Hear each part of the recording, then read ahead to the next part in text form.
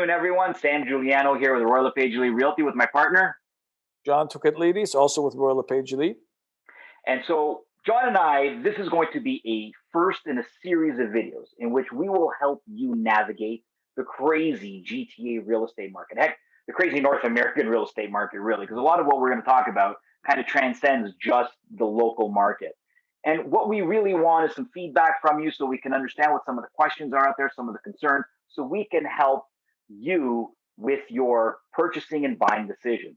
So we're going to be talking about GTA real estate in general, Greco-Roman style. John, off to you, bud. Well, let's start off with the numbers that came out of the Toronto Regional Real Estate Board for the month of March 2021, compared to the month of March 2020. March 2020 was an interesting month in that the first half of the month really reflected very strong sales. And then suddenly Friday the 13th really marked the beginning of a new history for this province with the COVID pandemic and sales in the real estate market really dropping off a cliff for the second half of the month.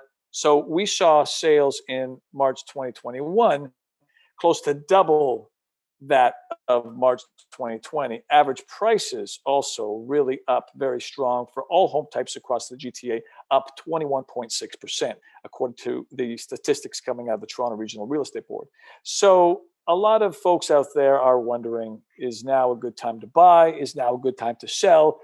How do we interpret these numbers? What does that mean for me? So what do you think, Sam? Is now a good time to buy? Is now a good time to sell if you're out there thinking about what to do? John, that's a great question. I'm going to take it from the purchasing side, if you don't mind. And maybe you can then talk about the sales side.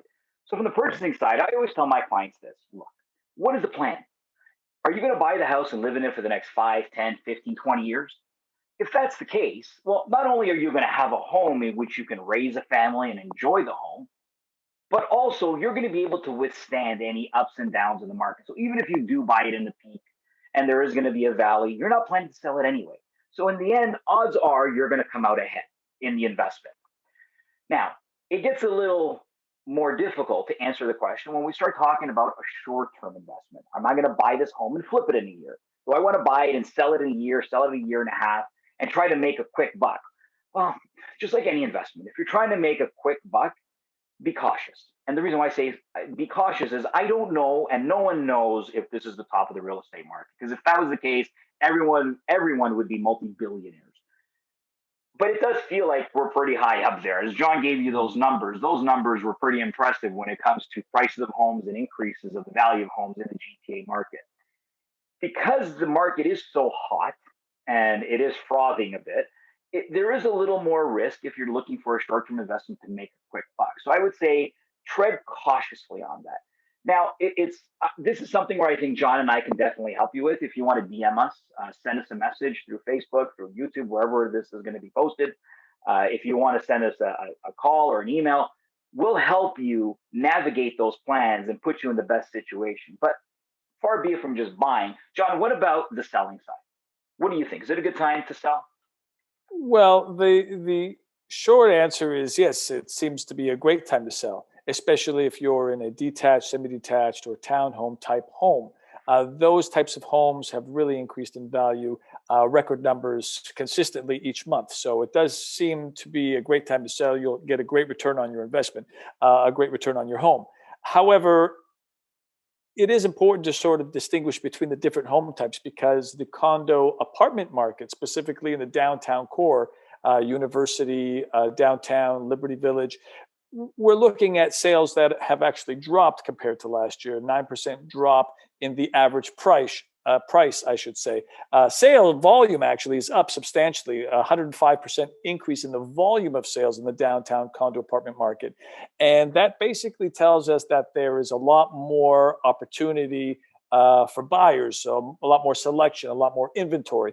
So a type of scenario that might be worth considering is where somebody is in a large two-story home or in a sprawling bungalow and wants to downsize into a smaller type of property. Now would be a great time to take advantage of these buying opportunities in the condo market, especially in the downtown condo market, and the opportunities in the selling market outside the downtown core, all around the GTA, when you have a larger home. There is just enormous demand for these types of homes. As I've read in a number of articles, there's a race for space. People are just looking for a larger space, and that's really driven this seller's market.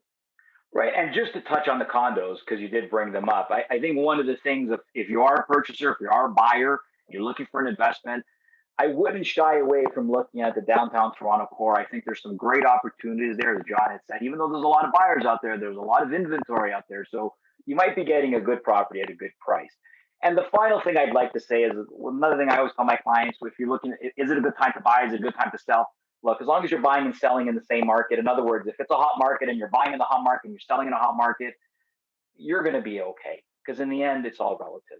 John, any final points you'd like to add before we wrap this up? Just that I look forward to continuing to work with you, Sam, and to be able to help educate buyers and sellers out there as best as we can, and to learn together and to share information. I think it's going to benefit everybody. Fantastic. I agree too, John. Looking forward to it. Everyone, look forward to our next post where we'll answer some other questions from, of course, our viewing audience. Have a good one, everyone. All the best.